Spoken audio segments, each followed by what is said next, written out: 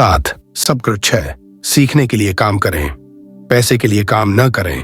1995 में मैंने सिंगापुर के एक अखबार में इंटरव्यू दिया। युवा महिला रिपोर्टर समय पर आ गई और इंटरव्यू तत्काल शुरू हो गया।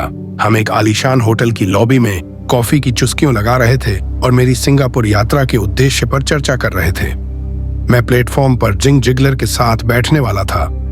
वे प्रेरणा पर चर्चा करने वाले थे और मैं अमीरों के रहस्य पर बोलने वाला था।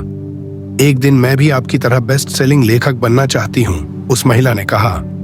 मैंने उसके कई लेख पढ़े थे और मैं उनसे प्रभावित हुआ था। उसकी लेखन शैली दमदार और स्पष्ट थी। उसके लेखों में पाठकों की रुचि जगाने की क्षमता थी। आपकी शैली बहुत बढ़िया है, मैंने जवाब में कहा। कौन सी चीज आपको अपने सपनों को हकीकत में बदलने से रोक रही है? मेरा काम कहीं का कहीं जाता है, उसने शांतिपूर्वक कहा।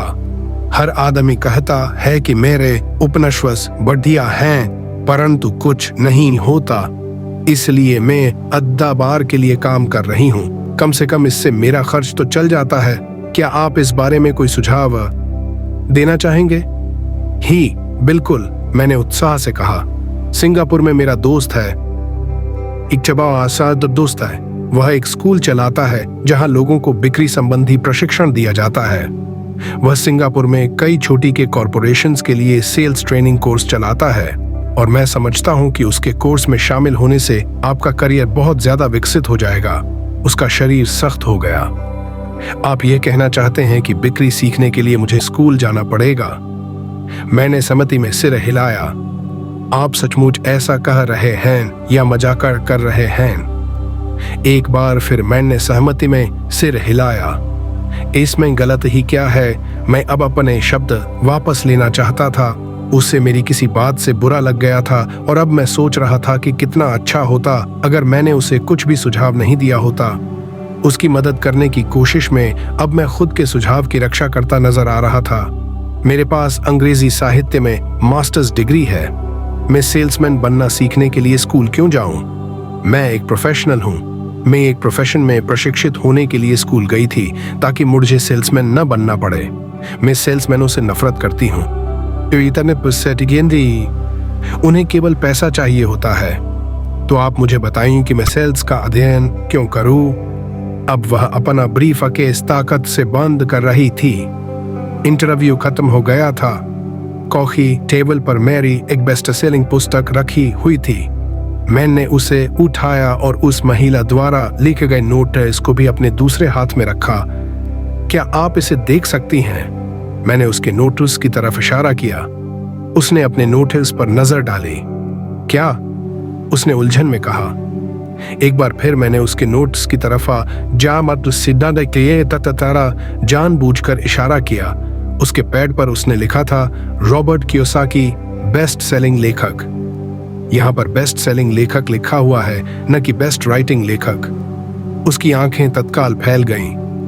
मैं बहुत बुरा लेखक हूँ, आप बहुत बढ़िया लेखिका हैं। मैं सेल्स स्कूल गया हूँ, आपके पास मास्टर्स डिग्री है। दोनों को इकट्ठा कर लें और आप एक बेस्ट सेलिंग लेखिका और बेस्ट राइटिंग लेखिका बन सकती हैं। उसकी आंखों में गुस्सा था। मैं कभी इतनी नीचे नहीं गिरूंगी कि बिक्री सीखने के लिए प्रशिक्षण हूँ। आप जैसे लोगों को तो लिखना ही नहीं चाहिए। मैं एक प्रोफेशनल लेखिका हूं और आप एक सेल्समैन हैं। यह सही नहीं है। उसने अपने बाकरी के नोट्स भी समेट लिए और वह सिंगापुर की उस नम सुबह में तेजी से बाहर चली गई। कम से कम उसने अगले दिन मुझे एक अच्छा कवरेज दिया। दुनिया स्मार्ट, गुणी, शिक्षित और प्रतिभा संपन्न लोगों से भरी हुई है। हम उनसे हर दिन मिलते हैं। वे हमारे चारों तरफ हैं। कुछ दिनों पहले मेरी कार में कुछ गड़बड़ आ गई थी। मैं एक गैरेज में गया और युवा मैकेनिक ने उसे कुछ मिनटों में ही ठीक कर दिया। इंजन की आवाज सुनकर ही उसे समझ आ गया था कि गड़बड़ कहाँ थी। मैं हैरान था। दुखद सच तो यह है कि प्रतिभा ही पर्याप्त नहीं होती। मुझे लगातार यह देख देख कर झटका लगता है कि प्रतिभा संपन्न लोग कितना कम कमा पाते हैं। मैंने अभी हाल ही में सुना है कि 5% से भी कम अमेरिकी एक साल में $1,00,000 से ज्यादा कमा पाते हैं। मैं ऐसे प्रतिभाशाली और उच्च शिक्षित लोगों से मिला हूं जो एक साल में $20,000 से भी कम कमा पाते हैं। मेडिकल व्यवसाय में विशेषज्ञता रखने वाला एक व्यावसायिक सलाहकार मुझे बता रहा था कि कितने डॉक्टर दंत चिकित्सक और दूसरे लोग पैसे की समस्या से जूझ रहे हैं। और मेरी सोच ये थी कि एक बार डॉक्टर बनने के बाद तो पैसा उनके घर बरसने लगता होगा। इस व्यावसायिक सलाहकार ने मुझे एक बढ़िया वाक्य दिया, बेबारी दौलत से सिर्फ एक दक्षता दूर रहन। इस वाक्य का यह मतलब है कि ज्यादातर लोगों को केवल एक और दक्षता सीखने की जरूरत होती है और इसके बाद उनकी आमदनी अपने आप बहुत ज्यादा बढ़ जाएगी। मैं ये पहले ही बता चुका हूँ कि फाइनेंशियल बुद्धि अकाउंटिंग, निवेश, मार्केटिंग और कानून का समन्वय है।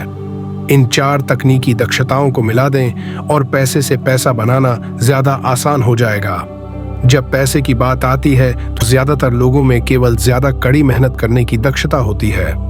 दक्षताओं के समन्वय का एक अच्छा उदाहरण अखबार की उस रिपोर्टर का है। अगर वह सेल्स और मार्केटिंग के एक क्षेत्र में दक्षता हासिल कर ले तो उसकी आमदनी हवा से बातें कर सकती है। अगर मैं उसकी जगह होता तो मैं एडवर्टाइज, कॉपीराइटिंग और सेल्स के कोर्स में शामिल हो जाता। फिर अखबार में काम करने के बजाय मैंने किसी एडवर्टाइजिंग एजेंसी में नौकरी खोजी होती। चाहे इस काम में वेतन कम भी मिलता, परंतु इससे वह यह सीख जाती कि सफल एडवर्टाइजिंग में प्रयुक्त होने वाले शॉर्टकट का प्रयोग किस तरह होता है। उसे अपना कुछ समय जनसंपर्क में भी देना होता, जो एक महत्वपूर्ण दक्षता है। वह यह भी सीखती कि मुफ्त प्रचार में किस तरह लाखों कमाए जाते हैं। फिर रातों में और सप्ताहांतों में वह अपना महान उपन्यास पूरा कर सकती थी। जब वह पूरा हो जाता तो वह अपनी पुस्तक को बेचने के लिए ज्यादा अच्छी स्थिति में होती। फिर कुछ ही समय में वह एक तजुर्बा साइट बेस्ट सेलिंग लेखिका हो सकती थी। जब मैंने अपनी पहली पुस्तक If You Want to Be Rich and Happy, Don't Go to Shurshwai, to ik vrashli je sujo diagi we shurju guvladi iknavis of a dugashingar du we vrusha za wov diawa as vrwa jersi wovi guldo perdion ही विकेंगी। एक तो मेरा परिवार खरीदेगा और दूसरा मेरा सबसे अच्छा दोस्त। यह है कि वे दोनों ही इसे मुफ्त में पाने की आशा करेंगे। If you want to be rich and happy, don't go to school शीर्षक को जानबूझकर चुटीला बनाया गया था, क्योंकि मैं जानता था कि ऐसा करने से इसे अत्यधिक प्रचार मिल जाएगा। मैं शिक्षा का समर्थक हूँ और शिक्षा के सुधार में विश्वास करता हूँ। अन्यथा मैं अपने पुरातनपंथी शिक्षा तंत्र को बदलने की बार बार मांग क्यों करता। इसलिए मैंने एक ऐसा टाइटल चुना जो टीवी और रेडियो शो पर ज्यादा प्रचारित हो सकता था सिर्फ इसलिए क्योंकि मैं विवादास्पद होने से नहीं डरता। कई लोगों का विचार था कि मैं कोई फ्रूट केक था, परंतु पुस्तक बिकी और बहुत बिकी। जब मैं एस मर्चेंट मरीन एकेडमी से 1969 में ग्रेजुएट हुआ तो मेरे पढ़े लिखे डैडी खुश हुए। स्टैंडर्ड ओनेल ऑफ कैलिफोर्निया ने मुझे अपने ओनेल टैंकर फ्लीट में काम दे दिया। मैं 3rd मेट था और हालांकि मेरी तनख्वाह मेरे सहपाठियों की तुलना में कम थी, परंतु कॉलेज के बाद पहले काम के हिसाब से ठीक थी। मेरी शुरुआती तनख्वाह $42,000 प्रति वर्ष थी, जिसमें ओवरटाइम भी शामिल था और मुझे केवल 7 महीने काम करना पड़ता था।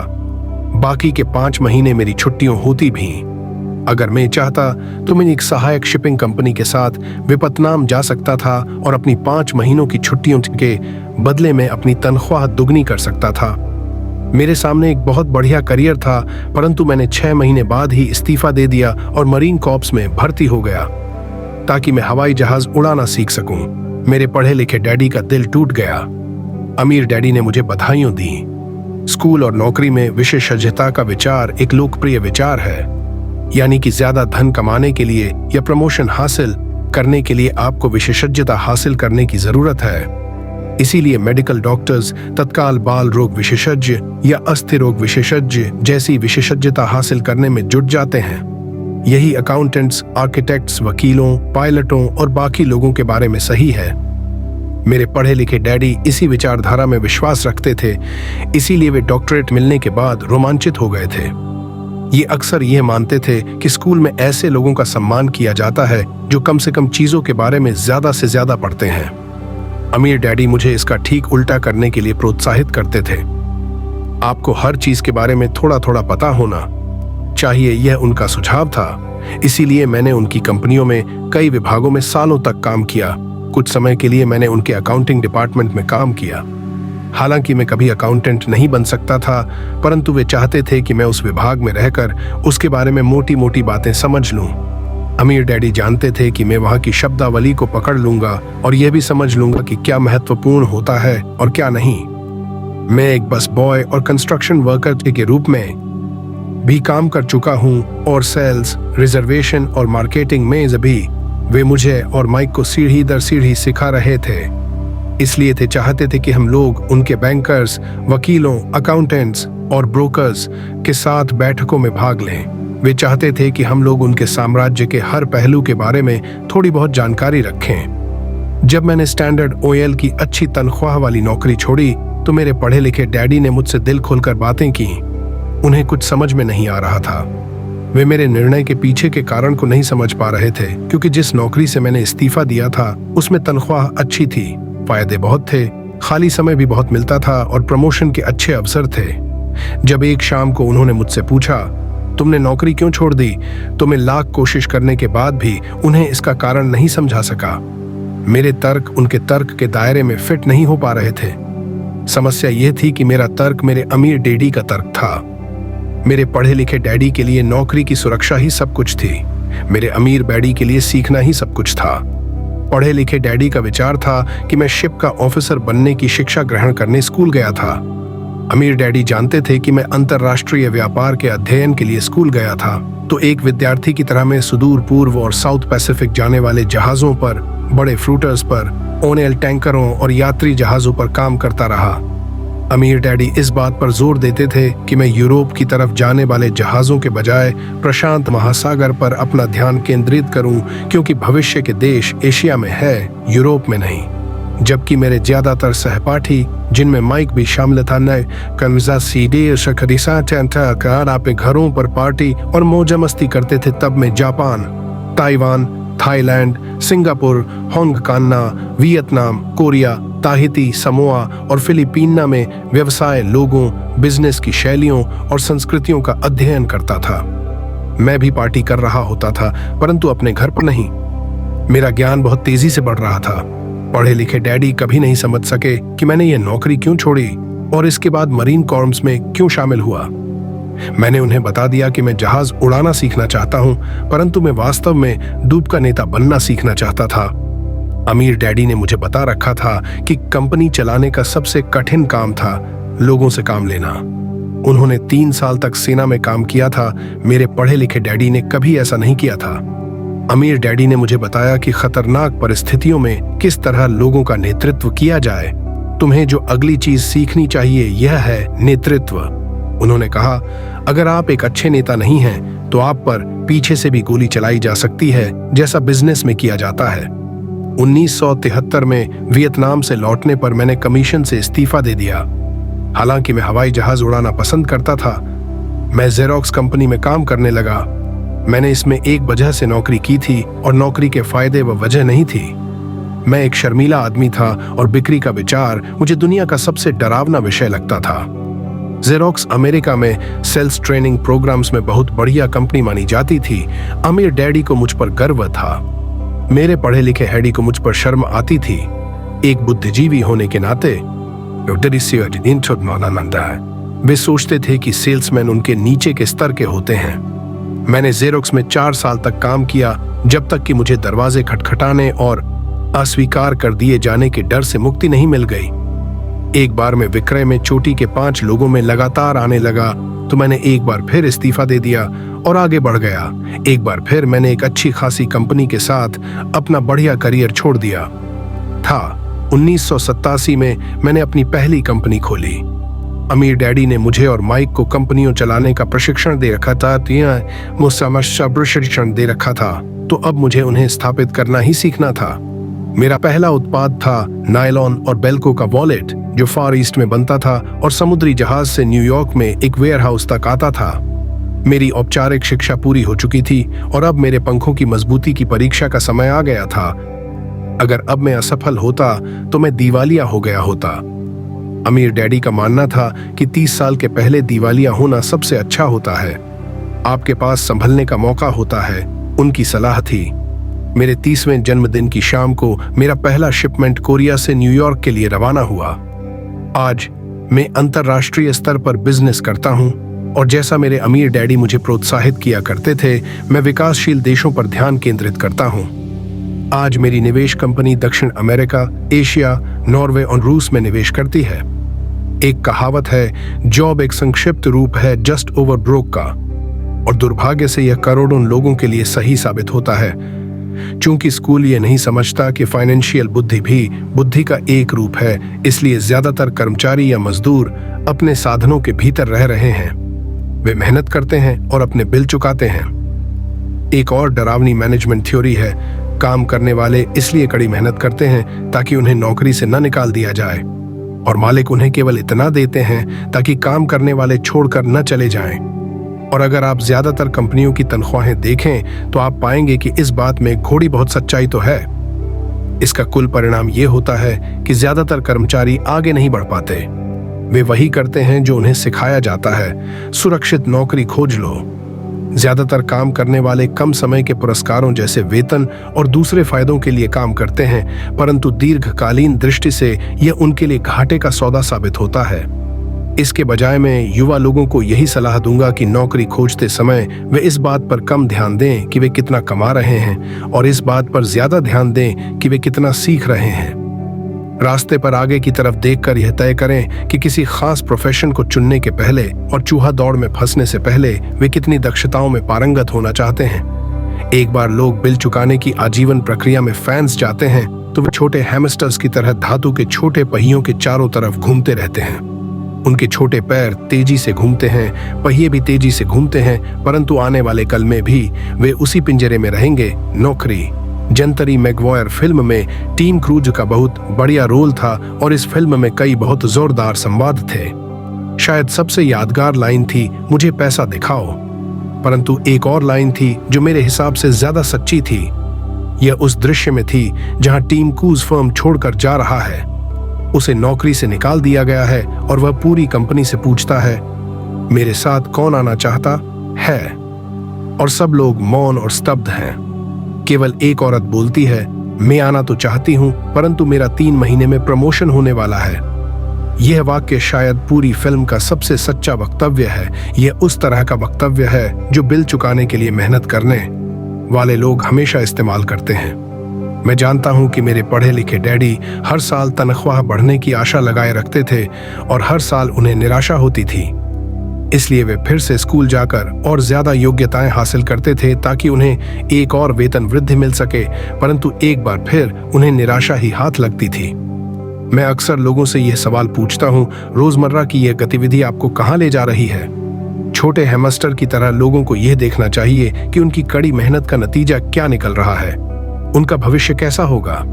Cyril Brickfield, the American Association of Retired People के भूतपूर्व एग्जीक्यूटिव डायरेक्टर के कहना है कि प्राइवेट पेंशन की हालत बहुत खराब है। पहली बात तो यह है कि आज काम करने वालों में से 50% को कोई पेंशन नहीं मिलेगी। इसी बात से चिंता होनी चाहिए, और बाकी बचे 50% में से भी 75 से 80% लोगों को नाम मात्र की पेंशन मिलेगी, जो $55 या $150 या $300 प्रतिमाह होगी। अपनी पुस्तक द रिटायरमेंट मिथ में क्रेग एस कार्पेल लिखते हैं, मैं एक बड़ी राष्ट्रीय पेंशन सलाहकार फर्म के मुख्यालय में गया और मैं मैनेजिंग डायरेक्टर से मिला जिसकी विशेषज्ञता बढ़िया रिटायरमेंट योजनाएं तैयार करने में थी। जब मैंने उससे पूछा कि छोटे ऑफिसों में काम करने वाले लोगों को पेंशन से कितनी आमदनी की उम्मीद करनी चाहिए, तो उसने विश्वास भरी मुस्कुराहट के साथ कहा, सिल्वर बुलेट। उसने अपने कंधे उचकाए। अगर बुजुर्गों को लगता है कि बुढ़ापे में उनके पास जिंदा रहने के लिए पर्याप्त धन नहीं है, तो वे सिल्वर बुलेट का क्या मतलब होता है? मैंने पूछा। उसने अपने कंधे उचकाए। अगर बुजुर्गों को लगता है कि बुढ़ापे में उनके पास जिंदा रहने के लिए पर्याप्त धन नहीं है, तो वे जवाब साफ है, मैकडॉनल्ड है तो बिजनेस सिस्टम में आपसे अच्छा है। ज्यादातर प्रतिभाशाली लोग सिर्फ इसलिए गरीब होते हैं क्योंकि वे अपना सारा ध्यान बेहतर हैमबर्गर बनाने में लगाते हैं और बिजनेस सिस्टम के बारे में कुछ नहीं जानते। हवाई में मेरा एक दोस्त है जो एक महान कलाकार है। वह काफी पैसा कमा लेता है। एक दिन उसकी माँ के वकील ने उसे बताया कि उसकी माँ ने अपने पुत्र के नाम पर $35,000 छोड़े हैं। यह रकम सरकार और वकीलों द्वारा अपना हिस्सा लेने के बाद बची थी। तत्काल उसने उसका से किसी न से इस पैसे से विज्ञापन करके अपने व्यवसाय को बढ़ाने का सोचा। 2 महीने बाद उसका पहला पूरे पेज का रंगीन विज्ञापन एक महंगी पत्रिका में प्रकाशित हुआ, जिसके पाठक बहुत अमीर लोग थे। यह विज्ञापन 3 महीने तक चला। उसे विज्ञापन के प्रत्युत्तर में कोई जवाब नहीं मिला और उसकी सारी पूंजी इस विज्ञापन में खत्म हो गई। अब वह पत्रिका पर दावा ठोकना चाहता है। यह एक ऐसे आदमी का सामान्य उदाहरण है जो एक बेहतरीन हैमबर्गर बना सकता है, परंतु बिजनेस की बिल्कुल समझ नहीं रखता है। जब मैंने उससे पूछा कि उसने क्या सीखा, तो उसका जवाब केवल यही था कि विज्ञापन करने वाले लोग धोखेबाज होते हैं। मैंने फिर उससे पूछा कि क्या वह सेल्स में या डायरेक्ट मार्केटिंग में कोई कोर्स करना चाहता है, तो उसका जवाब था, मेरे पास समय नहीं है और मैं अपना पैसा बर्बाद नहीं करना चाहता। दुनिया प्रतिभा संपन्न गरीब लोगों से भरी पड़ी है। अक्सर वे या तो गरीब हैं या फिर पैसे की समस्या से जूझ रहे हैं या अपनी क्षमताओं से कम पैसा कमा रहे हैं, और इसका जिम्मेदार उनके ज्ञान का विषय नहीं है बल्कि उनका अज्ञान है। ये एक बेहतर हैमबर्गर बनाने की दक्षता को पैना करने में ही लगे रहते हैं और हैमबर्गर को बेचने और उसे घर तक पहुंचाने की दक्षता पर बिल्कुल भी ध्यान नहीं देते हैं। शायद मैकडॉनल्ड सबसे अच्छे हैमबर्गर नहीं बनाता है, परंतु वे एक मूलभूत रूप से औसत हैमबर्गर को बेचने और उसे घर तक पहुंचाने में सर्वश्रेष्ठ है। गरीब हैडी चाहते थे कि मैं विशेषज्ञता हासिल करूं। उनका विचार था कि अगर मैं ऐसा करूंगा तो मुझे ज्यादा वेतन मिलेगा। हालांकि उन्हें हवाई के गवर्नर ने साफ कह दिया था कि वे राज्य सरकार के लिए अब काम नहीं कर सकते। फिर भी मेरे पढ़े लिखे डैडी मुझे विशेषज्ञता हासिल करने के लिए प्रोत्साहित किया करते थे। पढ़े लिखे डैडी ने टीचर्स यूनियन का काम संभाल लिया था और वे उच्च शिक्षित और निपुण प्रोफेशनल्स के लिए और ज्यादा सुरक्षा और फायदों के लिए अभियान छेड़ रहे थे। हम में इस बात पर काफी बहस हुई, परंतु मैं जानता हूं कि वे इस बात पर कभी सहमत नहीं हुए कि ज्यादा विशेषज्ञता के कारण ही यूनियन के संरक्षण की जरूरत होती है। वे यह कभी नहीं समझ पाए कि आप जितनी ज्यादा विशेषज्ञता हासिल कर लेते हैं, उतने ही ज्यादा आप जाल में फंस जाते हैं और आप अपनी विशेषज्ञता पर निर्भर हो जाते हैं। अमीर हैडी की सलाह यह थी कि माइक और मैं खुद विकास करें। कई कॉरपोरेशंस यही करते हैं। वे बिजनेस स्कूल के किसी युवा प्रतिभाशाली विद्यार्थी को चुन लेते हैं और फिर उस आदमी को इस तरह विकसित करते हैं ताकि एक दिन यह कंपनी की जिम्मेदारी संभाल सके। और ये प्रतिभाशाली युवा कर्मचारी किसी एक डिपार्टमेंट में विशेषज्ञ नहीं होते। वे बिजनेस सिस्टम्स के सभी पहलुओं की जानकारी लेने के लिए इस डिपार्टमेंट से उस डिपार्टमेंट तक काम करना सीखते हैं। अमीर लोग अक्सर अपने बच्चों या दूसरों के बच्चों को इसी तरह विकसित करते हैं। ऐसा करने से उनके बच्चों को बिजनेस की पूरी प्रक्रिया अच्छी तरह समझ में आ जाती है और वे यह भी समझ जाते हैं कि किस तरह विभिन्न डिपार्टमेंट्स में तालमेल होता है। दूसरे विश्व युद्ध की पीढ़ी में एक कंपनी से दूसरी कंपनी में जाना बुरा समझा जाता था। आज ये उत्तमन इसे स्मार्ट समझा जाता है। चूंकि लोग ज्यादा विशेषज्ञता हासिल करने के बजाय इस कंपनी को बदलकर दूसरी कंपनी में जाना पसंद करेंगे, तो क्यों न कमाने के बजाय सीखने पर ध्यान केंद्रित किया जाए। कम समय में हो सकता है कि आपकी आमदनी कम हो, परंतु लंबे समय में इससे आपको बहुत ज्यादा फायदा होगा। सफलता के लिए जिन मुख्य मैनेजमेंट दक्षताओं की जरूरत होती है, ये है 1. कैश हफ्तों का मैनेजमेंट। 2. सिस्टम्स का मैनेजमेंट, आपके और आपके परिवार के साथ समय को मिलाकर। लोगों का मैनेजमेंट। 3. सबसे महत्वपूर्ण विशेषज्ञ दक्षताएं बसिंदादेश सनत सेल्स और मार्केटिंग की समझ है। बिक्री की योग्यता ही व्यक्तिगत सफलता की आधारभूत कुशलता है, इसलिए आपको दूसरे आदमी के साथ संप्रेषण में कुशल होना चाहिए, चाहे वह कोई ग्राहक हो, कर्मचारी हो, बॉस हो, पत्नी हो या बच्चे हो। कम्युनिकेशन स्किल्स जैसे लिखना, बोलना और सौदेबाजी करना सफल जीवन के लिए बहुत जरूरी है। यह एक ऐसी कला है जिस पर मैं लगातार मेहनत करता हूं और अपने ज्ञान को बढ़ाने के लिए पाठ्यक्रमों में भाग लेता हूं या शैक्षणिक टेप खरीदता रहता हूं। जैसा कि मैंने बताया, मेरे पढ़े लिखे डैडी ने जितनी ज्यादा मेहनत की, वे उतने ही ज्यादा काबिल बने। उन्होंने जितनी ज्यादा विशेषज्ञता हासिल की, वे उतने ही ज्यादा फंसते चले गए। हालांकि उनकी तनख्वाह बढ़ी, परंतु उनके विकल्प कम होते चले गए। जब उन्हें सरकारी नौकरी से हटा दिया गया, तभी उन्हें पता चला कि वे व्यवसाय की दृष्टि से कितने जोखिम में थे। यह तो उसी तरह का मामला हो गया जैसे प्रोफेशनल एथलीट को अचानक चोट लग जाए या वह खेलने के लिए ज्यादा बूढ़ा हो जाए। उनकी ऊंची तनख्वाह वाली स्थिति चली जाती है और वे अपनी सीमित दक्षताओं के सहारे जीवन यापन करते हैं। मैं सोचता हूँ कि इसीलिए मेरे पढ़े लिखे डैडी बाद में यूनियनों के इतने समर्थक बन गए थे। उन्होंने यह महसूस कर लिया था कि यूनियन ने उन्हें कितना ज्यादा फायदा दिलाया होता। अमीर डैडी माइक और मुझे सभी चीजों के बारे में थोड़ी थोड़ी जानकारी रखने के लिए प्रोत्साहित करते थे। वे हमें ऐसे लोगों के साथ काम करने के लिए प्रोत्साहित करते थे जो हमसे ज्यादा स्मार्ट थे, और वे हमसे यह भी चाहते थे कि हम स्मार्ट लोगों से टीम के रूप में काम करवाएं। आज इसे व्यावसायिक विशेषज्ञताओं का समन्वय कहा जाएगा। 99 आज मैं भूतपूर्व स्कूल टीचर्स से मिलता हूं जो हर साल लाखों डॉलर कमा रहे हैं। वे इतना ज्यादा इसलिए कमा रहे, उनके पास अपने क्षेत्र की विशेषज्ञ दक्षताओं के अलावा भी दक्षताएं हैं। वे सिखा भी सकते हैं और बेच भी सकते हैं और मार्केटिंग भी कर सकते हैं। बिक्री और मार्केटिंग की दक्षताएं ज्यादातर लोगों को इसलिए कठिन लगती हैं क्योंकि इसमें नकारे जाने या अस्वीकार किए जाने का डर होता है।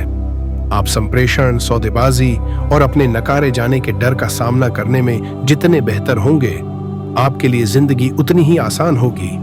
जिस तरह मैंने अखबार की लेखिका को सलाह दी थी जो बेस्ट सेलिंग लेखिका बनना चाहती थी, मैं हर किसी को वही सलाह देना चाहूंगा। तकनीकी रूप से विशेषज्ञता हासिल करने के कुछ मजबूत पहलू होते हैं और कुछ कमजोर पहलू होते हैं। मेरे कुछ दोस्त हैं जो जीनियस हैं, परंतु वे दूसरे लोगों के साथ प्रभावी ढंग से बात नहीं कर पाते और परिणाम स्वरूप उनकी आमदनी बहुत कम है। मैं उन्हें सलाह देता हूँ कि वे 1 साल तक बिक्री की कला सीख लें। चाहे वे कुछ भी कमाएं, परंतु उनकी कम्युनिकेशन स्किल्स सुधर जाएंगी और यह अनमोल है। अच्छे सीखने वाले, बेचने वाले और मार्केटिंग करने वाले व्यक्ति होने के अलावा हमें अच्छे शिक्षक और अच्छे विद्यार्थी होने की भी जरूरत है।